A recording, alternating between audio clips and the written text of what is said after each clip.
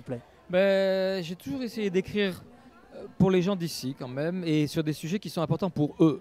Ça veut dire que par exemple j'ai fait un ouvrage sur la mise en terre du placenta chez les Tahitiens. Bon, c'est pas un sujet qui me préoccupe personnellement, mais je sais que c'est très important dans cette culture. Donc j'ai essayé de comprendre pourquoi c'était important, qu'est-ce que ça veut dire. Voilà. Donc quand j'écris quelque chose, c'était le premier livre que j'ai fait, c'était Les Bûchers de Faïté, un événement dramatique qui avait eu lieu au Tuamotu. Bon, les Polynésiens étaient assez traumatisés, se demandaient waouh, pourquoi c'est arrivé au Tuamotu, est-ce qu'on est capable de refaire ça, enfin bref. Donc quand j'écris, c'est qu'en général qu'il y a un sujet qui est important pour les gens d'ici et j'essaye d'apporter des petites lumières, des définitions, de la comparaison avec d'autres pays ou d'autres îles du Pacifique. Voilà, un peu de rigueur, par exemple sur les questions des commémorations. Je pense que c'est important que les acteurs politiques, le Tahoeraa, le Taveuni, commémorent le 29 juin d'une certaine façon. Mais c'est bien de ne pas laisser ça uniquement aussi aux acteurs politiques et de peut-être d'avoir un peu de recul et de poser des définitions. Par exemple, la colonisation, est-ce que l'arrivée de l'évangile, c'est la colonisation ou pas?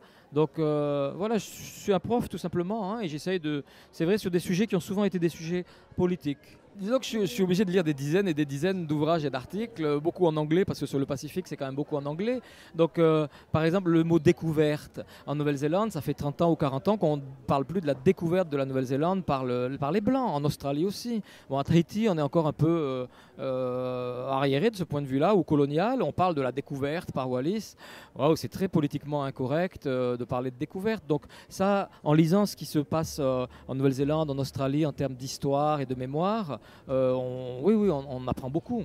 C'est intéressant, ça veut donc dire qu'il y a une vraie évolution dans les pays voisins sur tous ces sujets-là. Oui. Et c'est important, tu dis que finalement, ici, on est resté assez archaïque sur une façon de penser, en fait. C'est coloniaux, je trouve, bien sûr. Et puis même en Nouvelle-Zélande, il y a quand même des processus de réconciliation, de restitution des terres, des espaces maritimes, etc. La Nouvelle-Zélande, en 30 ans, a beaucoup changé. C'était un pays extrêmement colonial, et, vraiment. Et puis depuis les années 80, il y a beaucoup de choses qui se font.